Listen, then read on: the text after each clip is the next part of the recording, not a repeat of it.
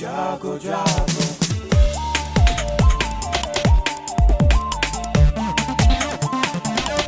Radio जागो जागो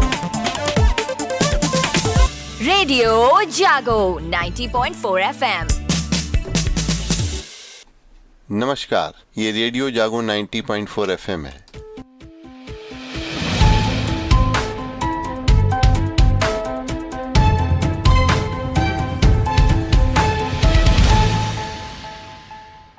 अब आप सुन रहे हैं अभय शंकर गौड़ से आज की हलचल।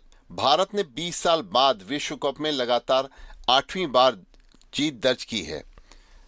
भारत शीर्ष पर रहते हुए सेमीफाइनल खेलेगा। 2003 विश्व कप के बाद यह पहला मौका है जब भारत ने लगातार 8 मैच जीते। विराट की 121 गेंद में नाबाद 101 रन की पारी की बदौलत भारत ने दक्षिण अफ्रीका के खिलाफ 5 विकेट पर 326 रन का विश्व कप का सबसे बड़ा स्कोर बनाया है। अपने 35वें जन्मदिन पर 49वां शतक लगाकर man of the match Virat Kohli ने भारत को दक्षिण अफ्रीका पर विश्व कप 243 रन की सबसे बड़ी जीत दर्ज कराई है।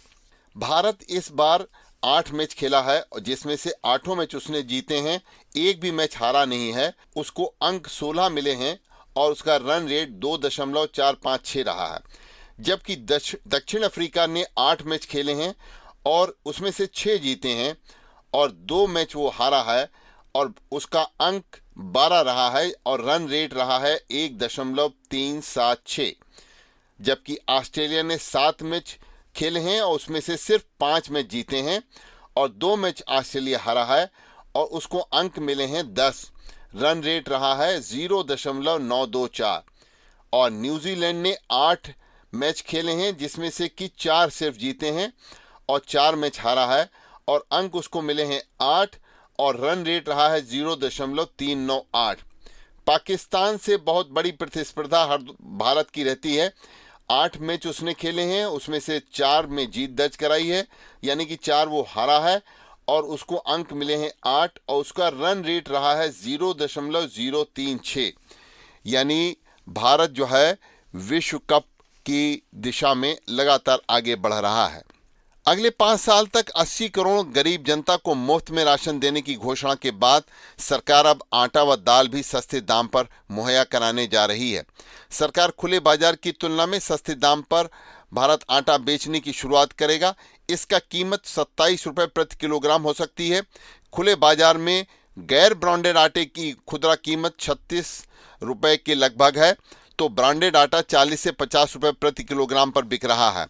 गेहूं की लगातार बढ़ती कीमत की वजह से त्योहारी सीजन में आटे के मूल्य में तेजी की आशंका को देखते हुए सरकार ने सस्ते दाम पर आटा बेचने का फैसला किया है।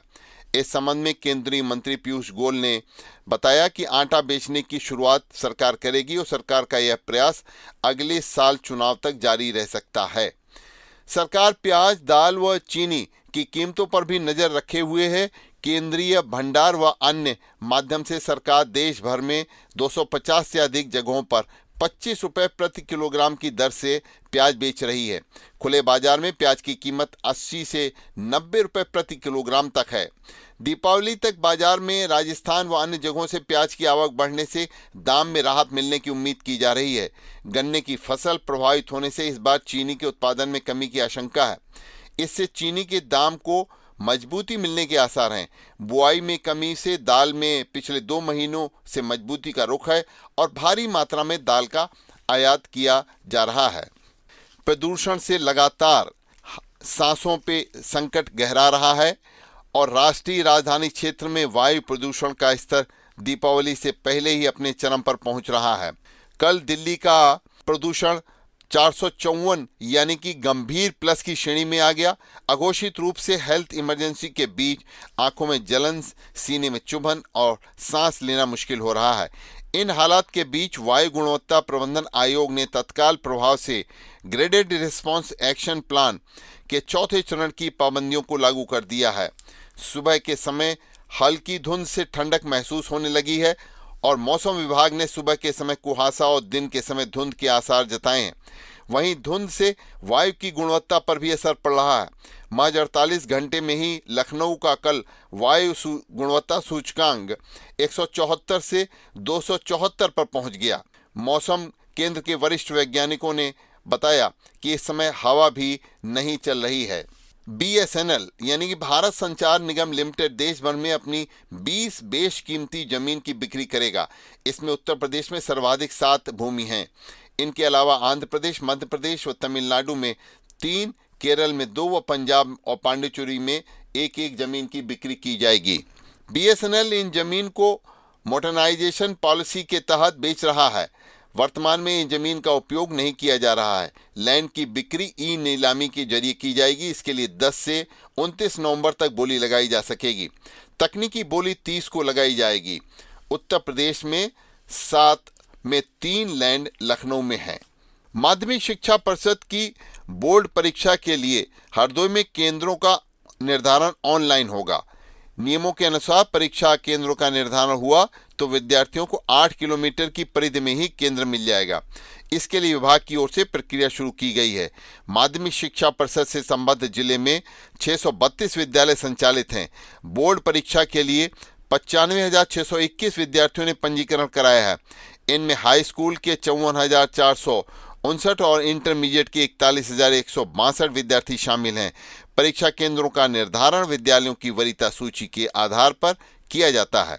संसाधनों के आधार पर वरीयता सूची तैयार होती है। हरदोई में विश्व हिंदू परिषद विहिप को जल्द ही अपना कार्यालय मिल सकता है। कल नए गांव मुबारकपुर में जमीन देकर पदाधिकारियों के साथ हवन पूजन और कार्यालय की नींव रखी गई। विश्व हिंदू परिषद के जिलाध्यक्ष आशीष महेश्वरी ने बताया कि कार्यालय लखनऊ रोड पर ट्रामा सेंटर के पास बनाया जाएगा। इंटरनेट मीडिया पर उत्तर प्रदेश के मुख्यमंत्री योगी आदित्यनाथ सर्वाधिक चर्चित राजनेताओं में शामिल हैं। Hashtag tracking tool tweet binder की हाल की रैंकिंग ने इसकी पुष्टि की है। जारी रैंकिंग के अनुसार अक्टूबर 2023 में प्रधानमंत्री नरेंद्र मोदी के बाद इंटरनेट मीडिया प्लेटफॉर्म एक्स पर जिस राजनेता के अकाउंट की सर्वाधिक चर्चा हुई है वह मुख्यमंत्री योगी आदित्यनाथ है। ट्वीट बाइंडर ने इस रैंकिंग भारत में एक्स यूजर्स द्वारा 1 अक्टूबर से 31 अक्टूबर तक पोस्ट की संख्या के आधार पर तैयार किया है। दीपावली के चलते राष्ट्रीय स्वास्थ्य मिशन उत्तर प्रदेश के सभी 1.35 लाख कर्मचारियों को मंगलवार तक अक्टूबर महीने तक का वेतन देने का निर्णय दिया है। प्रदेश की 44,000 किलोमीटर सड़कों को गड्ढा मुक्त किया जा रहा है। सरकार ने दीपावली से पहले सभी सड़कों को अभियान चलाकर गड्ढा मुक्त करने का लक्ष्य दिया है। लोक निर्माण विभाग, राष्ट्रीय मार्ग, मंडी परिषद, नगर विकास, ग्राम्य विकास विभाग समेत कुल 10 विभाग संयुक्त रूप से अभियान को पूरा करने में जुटे हुए हैं। 24,000 किलोमीटर सड़कों को पैचवर्क करके तो 20,000 किलोमीटर सड़कों को नवीनीकरण करके सही किया गया है। दीपावली से पहले 51,000 किलोमीटर सड़कों को गड्ढा मुक्त करने और 2023-24 में 34,000 किलोमीटर सड़कों का नवीनीकरण का लक्ष्य रखा गया है। अब देखना यह है कि हरदोई जिले में हरदोई से बिलेग्राम रोड और हरदोई से सीतापुर रोड पर हरदोई से प्रतापनगर चौराहे तक बने बड़े बड़े गड्ढों को कब पटा जाता है। निराश्रित व अभावग्रस्त बच्चों के लिए प्रदेश सरकार 35 नए बाल आश्रय गृह बनवाने जा रही है। इनमें घर से भागे, गुमशुदा, तस्करी कर लाए गए कामकाजी व बाल भिखारी व मादक द्रव्यों का सेवन करने वाले बच्चे रखे जाएंगे। महिला एवं बाल विकास विभाग की ओर से 18 मंडल मुख्यालयों सहित 19 जिलों में यह गृह बनवाए जाएंगे। इनके लिए 400 करोड़ रुपए की धनराशि प्रस्तावित है। महिला एवं बाल विकास विभाग की ओर से संचालित बाल आश्रम भवन जो किराए के भवन में चल रहे हैं उनमें इनको चलाया जाएगा। मुख्यमंत्री के सामने प्रस्तुतिकरण में बताया गया है कि बालिका गृहों की क्षमता 300 की है जबकि 485 बच्चियां रह रही हैं। संप्रेक्षण गृहों की क्षमता 1250 बच्चों की है। यहां भी अधिक बच्चे रह रहे हैं। बच्चों की शिक्षा, चिकित्सा, कौशल विकास, जीवन कौशल तथा मानसिक, शारीरिक व भावनात्मक विकास में प्रतिकूल प्रभाव पड़ रहा है, इसलिए नए गृह बनाने का निर्णय लिया गया है। बढ़ती जनसंख्या और कृषि भूमि के विविध उपयोग में आने के कारण घट रहे कृषि रकबे को बढ़ाने के प्रयास को गति दी जा रही है। इसके लिए बंजर और बीहड़ की भूमि को खेती योग्य बनाया जा रहा है। चालू वित्त वर्ष में 43,850 हेक्टेयर बंजर भूमि को सुधार कर उसे कृषि योग्य बनाने का लक्ष्य साधा गया है। खाद्यान्न की भावी समस्या और कृषि विकास दर में आने वाली संभावित कमी को देखते हुए इस दिशा में प्रयास तेज किए गए हैं। प्रदेश में नदियों एवं नालों के किनारे बीहड़ और बंजर भूमि पर भूमिहीन किसानों को पट्टे पर दिए गए हैं। अब इन्हें सुधार कर उपजाऊ बनाया जा रहा है। 3,446 परिषदीय विद्यालयों के बच्चों की ड्रेस, बैग, स्वेटर के साथ स्टेशनरी के लिए उनके अभिभावकों को 1200 रुपये दिए जाते हैं। 2 वर्षों से इस योजना का समय पर लाभ नहीं मिल पा रहा है। दिसंबर तक ड्रेस मिल जाने की आशा की जा रही है। सामुदायिक सहभागिता के जिला समन्वयक ने बताया कि पंजीकृत बच्चों के सापेक्ष 75% बच्चों के अभिभावकों के खातों में धनराशि भेजी जा चुकी है। जिनके खाते और आधार में खामियां हैं उन्हें सुधराया जा रहा है और लापरवाही बरतने वालों पर कार्रवाई भी की जा रही है। बहुत जल्द ही और धनराशि भी भेज दी जाएगी, जिससे सभी बच्चों को लाभ प्राप्त होगा। मेडिकल कॉलेज में बुखार से आए दिन किसी न किसी की मृत्यु हो रही है। स्वास्थ्य विभाग बुखार खत्म होने का दावा कर रहा है, जबकि अब भी रोजाना बुखार से अधिक मरीज अस्पतालों में भर्ती हो रहे हैं। सीएससी व पीएससी पर बुखार का उपचार नहीं हो पा रहा है, वहां से मरीजों को जिला चिकित्सालय में रेफर किया जा रहा है। ऐसे में मेडिकल कॉलेज में बुखार के साथ अन्य बीमारी के मरीज रेफर होकर आ रहे हैं, जिससे मेडिकल कॉलेज में बेड खाली नहीं हो रहे हैं और मरीजों को परेशानी का सामना करना पड़ रहा है। आकस्मिक कष्ट के चिकित्सकों का कहना है कि मामूली घायल व बुखार के मरीजों को सीएससी में उपचार मिल जाए तो यहाँ पर कोई दिक्कतें नहीं आएंगी। प्रधानमंत्री उज्ज्वला योजना के लाभार्थियों को 2 गैस सिलेंडर अब मुफ्त दिलाने के लिए जिला प्रशासन भी सक्रिय हो गया है। पूर्ति विभाग के अधिकारी योजना को साकार करने में जुट गए हैं। उप लाभार्थियों को भी जागरूक कर रहे हैं जिनका आधार कार्ड अभी प्रमाणित नहीं है। जिला पूर्ति अधिकारी ने बताया कि उन्हें प्रधानमंत्री उज्ज्वला योजना के लाभार्थियों को 2 सिलेंडर उन्हीं को मिलेंगे जिनका ये प्रमाणित है। 2 गैस सिलेंडर वित्तीय वर्ष 2023-24 में दिए जाएंगे। यातायात नियमों के लिए पुलिस की तरफ से लोगों को इस समय जागरूक करने का अभियान चलाया जा रहा है। यातायात माह में न तो ओवरलोडिंग पर इस समय रोक लग पा रही है और न ही ट्रैफिक का नियम से लोग पालन कर पा रहे हैं। धुआंधार व ओवरलोडिंग ट्रैक्टर ट्रालियों को खुले आम से संचालित सड़क पर छूट दी जा रही है, जिससे यातायात माह भी दुर्घटनाओं पर रोक नहीं लगा पा रहा है। शहर में हर चौराहे पर ट्रैफिक पुलिस के सामने नियमों की धज्जियां उड़ती दिख रही हैं। ई रिक्शा पर ओवरलोडिंग सवारी, बिना हेलमेट बाइक चालक, कार चालक बिना सीट बेल्ट लगाए ही शहर में फर्राटे भर रहे हैं, जिनको देखकर भी जिम्मेदार अनजान हैं। कुछ बाइक चालकों को चालान कर खानापुरी की जा रही है। जागरूकता की कमी के चलते ये सब नियमों की धज्जियां उड़ रही हैं। यातायात माह में पुलिस स्कूलों में जागरूकता अभियान चला रही है, वहीं दूसरी ओर सड़कों पर लोग गाइडलाइन की भी धज्जियां उड़ते हुए देख रहे हैं। इस बार दीपावली पर मूर्तियों का बाजार गुलजार हो रहा है और बाजार में कोलकाता के कारीगरों की मूर्तियां यहाँ के लोगों को बहुत लुभा रही हैं। दीपावली पर कोलकाता में बनी गणेश लक्ष्मी की मूर्तियां बाजार में दिखाई पड़ रही हैं। बाजार में बर्तन, कपड़े, डेकोरेशन व झालरों की दुकानें भी सजी हुई हैं। दीपावली का त्यौहार जितना जितना नज़दीक आता जा रहा है, मूर्ति बनाने की तैयारियां भी उतनी तेजी से शुरू हो रही हैं। लोग घरों के रंग रोशन में जुटे हुए हैं और वहीं दुकानदार भी ग्राहकों को आकर्षित करने के लिए कुछ नया करने में लगे हुए हैं। शहर में जगह जगह दुकानें सजी हुई हैं।